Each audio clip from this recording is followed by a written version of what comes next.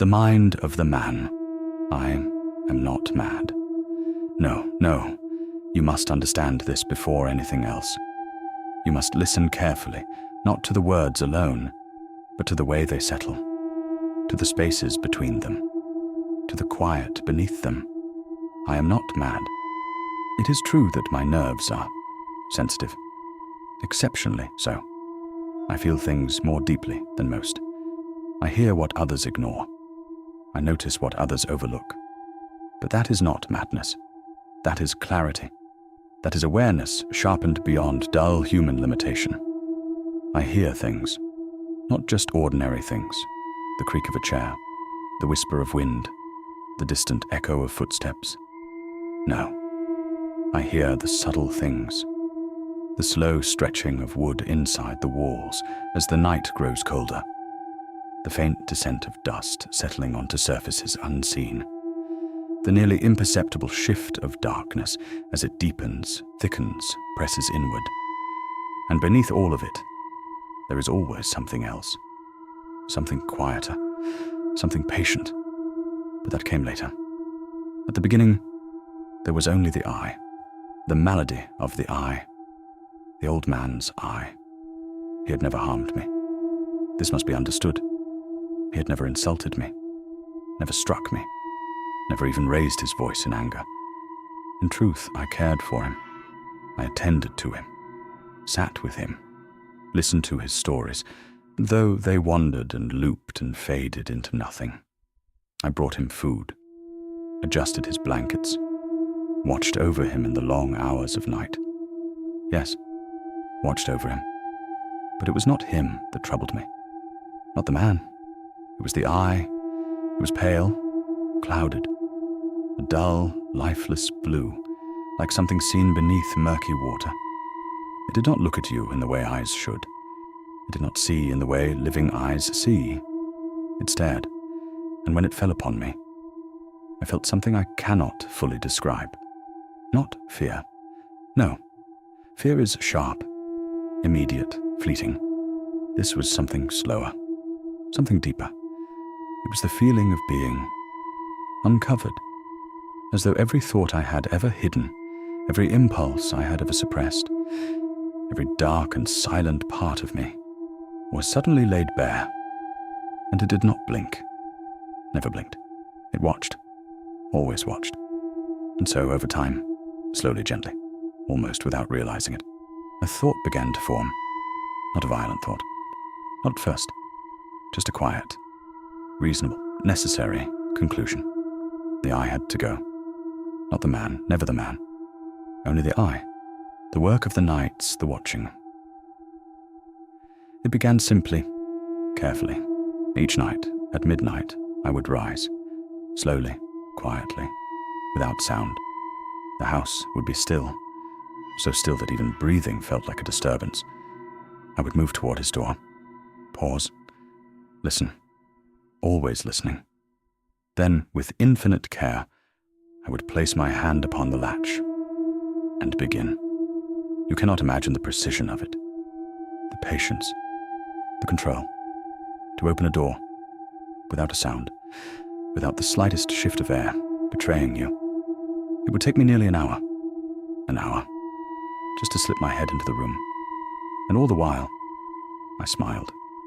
Yes, I smiled. For you see, this was not madness. This was method. This was discipline. This was perfection. The lantern. I carried a lantern, but it was not like ordinary lanterns. It was covered, completely. Not a single ray of light escaped unless I allowed it. And when I was certain, absolutely certain, that the old man lay asleep, I would open it. Just a crack, just enough. And I would let a single thin line of light fall directly upon the eye. But each night, it was closed, do you understand? Closed. And so I could not act, because it was not the man I hated. It was the eye.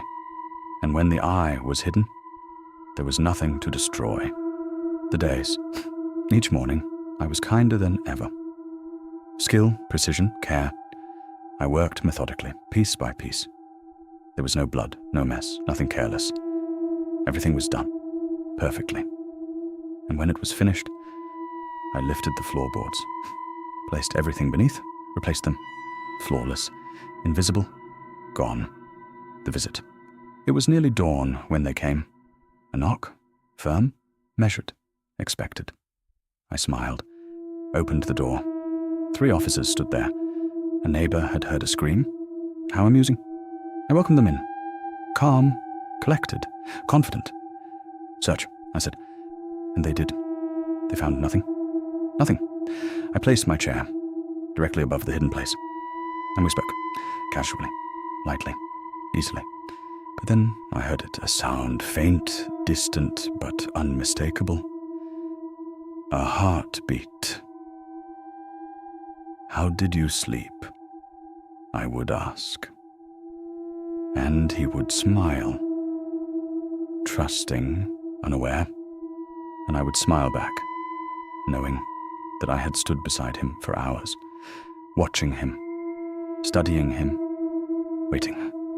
The 8th night, on the 8th night, everything changed. There was something different in the air, heavier, tighter, as though the house itself knew. I moved more carefully than ever before, slower, quieter, more precise. I opened the door, inch by inch by inch, and then my hand slipped. The lantern struck metal. A sound, small, sharp, but enough. The old man awoke. Who's there? He whispered. I froze, did not move, did not breathe. Time stretched. Minutes became hours. He sat upright in bed, listening, and I listened too, to something else, something growing. The heartbeat began so. At first, it was faint, so faint I thought. Perhaps it was nothing.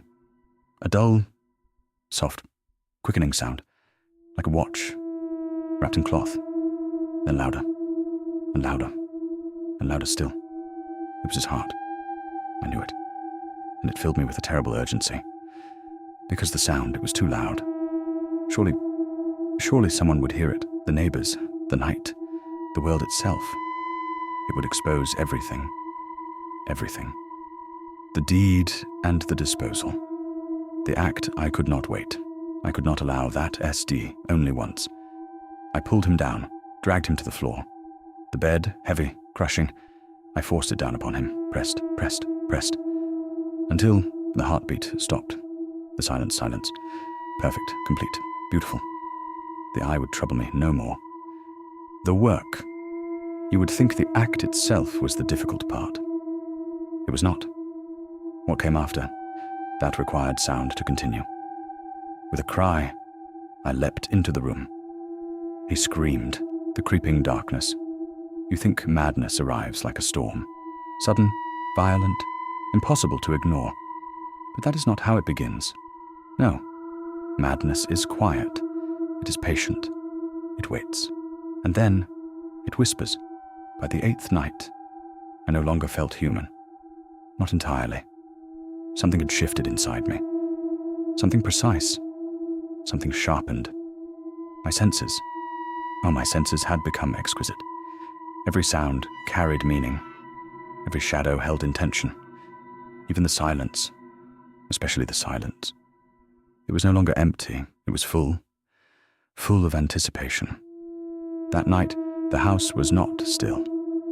It only pretended to be. The wood creaked, not from age, but from awareness. The air pressed against my skin like something alive, watching, waiting. Even the darkness felt occupied, as though I was not alone in it, as though something else had been waiting far longer than I had. The threshold of vision, midnight. Exactly. I remember the precision of it. The way the clock seemed to hesitate before striking, as though time itself feared what would follow. I moved toward his door, slowly, deliberately, every motion measured, every breath controlled. My hand rested on the handle, cold, still, but beneath it I felt something, a vibration, faint but unmistakable.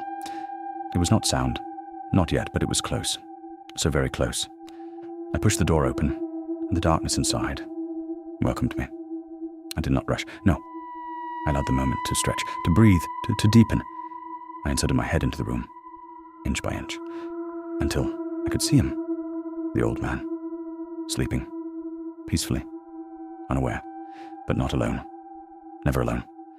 I lifted the lantern, slowly, so slowly that even time seemed to bend around the motion. A single ray of light escaped, thin, sharp, precise. It cut through the darkness like a blade and found its mark. The eye, open, wide, unblinking, waiting. It had always been waiting. Even in sleep, it was awake. Something changed. Not in the room, but in the space between perception and understanding. The eye did not simply look at me. It recognized me. The intrusion of the pulse. Then it came, soft, dull, faint. A sound so quiet it almost did not exist. Almost. A heartbeat. Not mine. Never mine. It came from the bed, from the man, from the thing beneath the man, or perhaps from something far deeper. I froze. Not from fear, but from clarity. Because now I understood. This was not about the eye. It had never been about the eye. The beating grew louder, steadier, more certain, like a drum in the dark, calling, demanding, insisting on being heard. Everything else disappeared. The room, the walls, the night, all of it dissolved. There was only the sound, and me, listening. But then a thought intruded, sharp, sudden, dangerous. What if someone heard it? What if the neighbors? What if the world? What if something beyond the world? The heartbeat grew louder. Too loud. Impossible. Unnatural. It filled the space. Pressed against my skull. Threatened to break through reality itself. I could not allow it. I would not allow it. It had to stop. Now. The desperate act. I lunged. Sudden. Violent. Uncontrolled. The old man screamed. A single cry, cut short, because I was already upon him. The bed crashed. The room exploded into motion. His hands clawed at the air. At me. At something unseen. But it did not matter. Nothing mattered. Except the sound. It grew louder. Faster. More desperate. Until it reached a peak. A terrible, unbearable peak, and then stopped. The silence that followed was wrong. Not empty. Never empty. But heavy. Thick. Watching. It was gone. The old man. His body lay still. Lifeless. Meaningless. Because he had never been the point. Then Natas, the disposal and the return. I worked quickly, efficiently, precisely. Not out of panic, but out of necessity. The body had to disappear. Because the sound could not be allowed to return. The planks came loose with ease. Too much ease.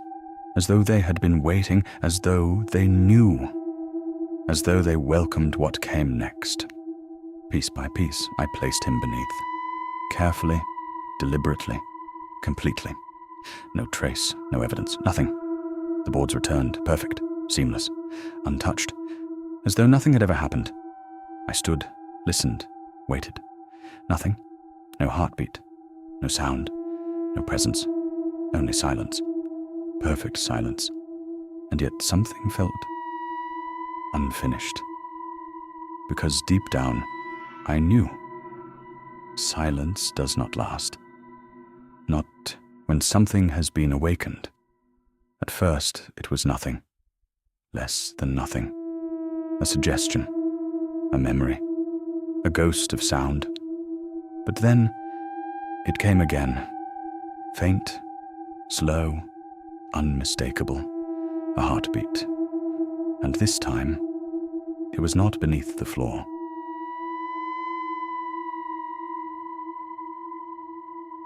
The misunderstanding. They did not understand. Of course, they did not understand. How could they? How could anyone understand something that refuses to belong to the world?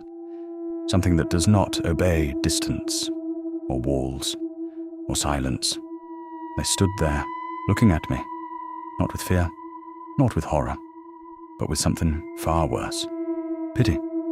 Yes, I had told them. Yes, I did it. The words had come easily. Too easily, because truth, real truth, does not resist.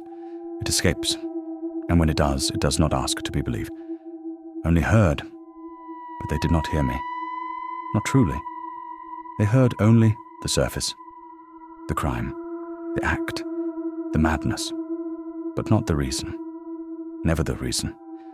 Because even as they stood there, even as they spoke in careful tones, even as they exchanged glances filled with quiet concern, I still heard it. Clear, steady, unrelenting. A heartbeat, but not beneath the floor. No, that illusion had already been stripped away.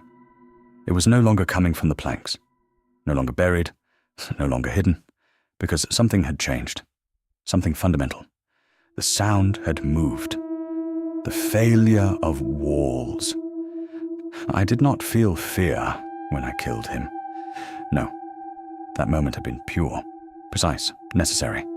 But this was different, because this was unknown. They guided me gently. That was the strangest part. Not force, not urgency, but care. A hand placed lightly on my arm, a voice calm and measured saying, "Come with us," as though I were fragile, as though I might shatter. The outside world felt distant, muted, as if I were no longer fully part of it. The sky hung low, heavy, watching. Everything watched, everything listened, and beneath it all, the sound continued. It was not steady anymore. No, it responded. That was the first true realization. It responded. When I focused on it, it grew louder. When I tried to ignore it, it pressed harder, as though insisting, as though demanding recognition. The room they placed me in was small, bare, unforgiving. Stone walls, cold air, a single light that flickered as though uncertain of its own existence. It was a place meant to isolate, to contain, to silence. But it failed, because the moment the door closed, the sound filled the space, not echoing, not bouncing, but existing. Fully, completely. The inward turn. I began to search. Of course I did, because the mind demands explanation, demands logic, demands something to hold on to. I pressed my ear to the wall. Nothing, the floor, nothing, the corners, nothing. And yet everything, because the sound was not in the room. It came slowly, like a shadow growing at the edge of vision. Subtle, gradual, unavoidable. The sound was not around me. It was within. At first I denied it. Of course I did. Anyone would. Because to accept it is to accept something far worse than madness. I held my breath. The sound continued. I moved. It adjusted. I stilled myself completely. And for a moment, just a moment, it softened. Then I thought, what if? And the moment the thought formed, the sound reacted. Faster, sharper, more present. It was listening. No, that is not correct. It was aware. The other listeners. The voice came without warning. Soft, faint, almost indistinguishable from thought. Do you hear it? I froze. The sound continued. Steady.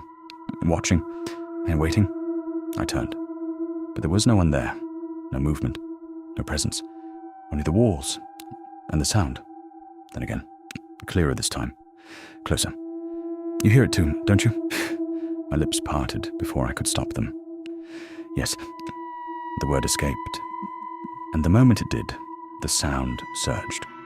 Not louder in volume, but deeper, closer, more intimate, as though something had just been confirmed. A soft laugh followed, relief, recognition. I knew it, the voice whispered. I knew I wasn't alone. That was the moment everything changed. Not the murder, not the confession, not even the sound itself, but that moment. The moment it was shared. More voices came. Slowly at first, then faster, from different directions, different distances. different minds. Can you hear it? It won't stop. It's getting louder. The walls no longer separated us. They only delayed us, because the sound connected us. Then, a scream. Sudden, violent, uncontrolled. Make it stop. I can't take it. A crash, a struggle. Then, silence. But not true silence. Never true silence. Because the sound remained. The eye in the sky, the ripples in the stone. It did not remain contained. Things like this never do. You can bury a body. You can silence a voice. You can hide the evidence beneath floorboards and convince yourself, convince others, that it is over. But there are some things that do not belong to endings. At first, it was small, so small it could be ignored, dismissed, or explained away. A pause in conversation. A glance held too long. A moment where someone seemed to be listening to something that wasn't there. I noticed it in the guards first. They tried to hide it, of course.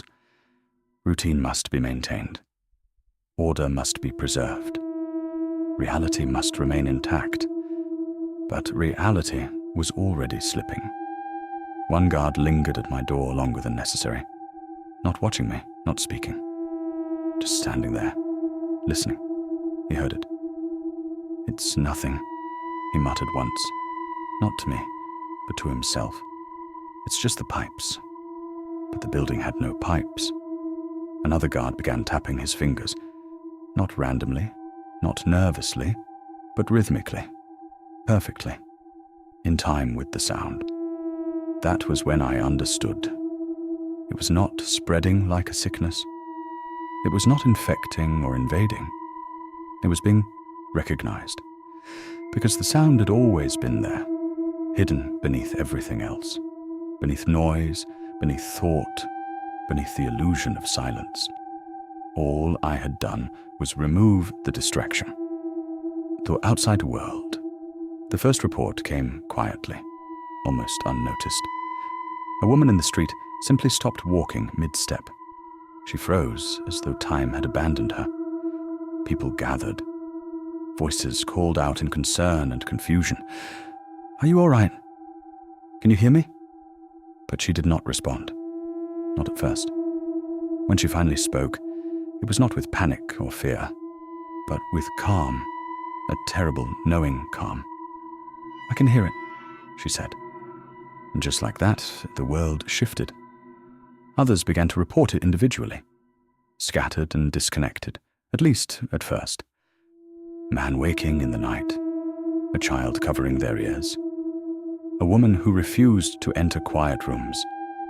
Different lives, different places, different minds, but always the same words. It won't stop. Most heard it faintly, like a memory they couldn't quite place. A distant pulse, something easily ignored. But a few, a very few, heard it clearly, just as I did. And those who heard it clearly changed. They spoke less. They listened more. They moved carefully, as though aware of something others were not. Because they were. The doctor came back to me more frequently now, no longer detached, no longer purely curious. Now he was listening too. I could see it in his eyes. That subtle tension, that flicker of distraction, that moment when his focus slipped just slightly towards something unseen. "When did it start?" he asked again. But this time the question was different, because now he needed the answer. "It never started," I told him. "It was always there." The beat pulsed, strong, certain. He froze just for a moment. It was a single crack in his composure. "Tuyum," he began, then stopped, because he already knew. Troy's sound, the atmosphere shifts. Then came the night. The night everything broke. The air felt wrong, heavy, charged, as though something vast had drawn closer. The clouds gathered, but they did not move. They circled slowly, deliberately, forming patterns that did not belong to nature. People noticed. They always do when something is just wrong enough. They looked up, pointed, and whispered. Then the sky split open. A flash. Blinding. Absolute. And in that moment, everyone saw it. An eye. Vast. Impossible. Unblinking. Watching. Not looking at the world, but looking through it. It was not imagination. It was not illusion or madness, because everyone saw it. The old man's eye. It was never his. Never small. Never weak. Never fading. It was only a fragment. A reflection. A glimpse of something far greater. The chorus. And then the sound changed. It synchronized across the world. Every listener, every mind, every heartbeat fell into the exact same rhythm. Not separate, not individual, but shared. One pulse, one awareness, one presence. And in that moment, I understood everything. It was never beneath the floor. It was never inside the walls. It was never even inside us. We were inside it. The empty fullness. Do not move. Not yet. Because if you move, you might disturb it. The absence was not empty. That was the first truth. It was full. Full of something that could not be named. Naming requires understanding, and this was beyond understanding. You feel it now. Do not deny it. That pressure, that subtle weight. It is not on your body, but on your awareness. The sound had never been the presence. It had been the mask, the signal, the warning. And now, the warning is gone. There is no distance anymore, no separation, no boundary between the observer and the observed. You are not listening to this story. You never were. You are part of it. The recognition. Think back to before this moment, before the words, before the sound. There was already something there. Wasn't there? A feeling, small, easy to ignore, but persistent, waiting. That feeling, it was not new, it was recognition. You could still stop, close this, look away, distract yourself, return to the noise, to the light, to certainty. But if you continue, you will fully understand. And once you understand, there is no going back. The residue.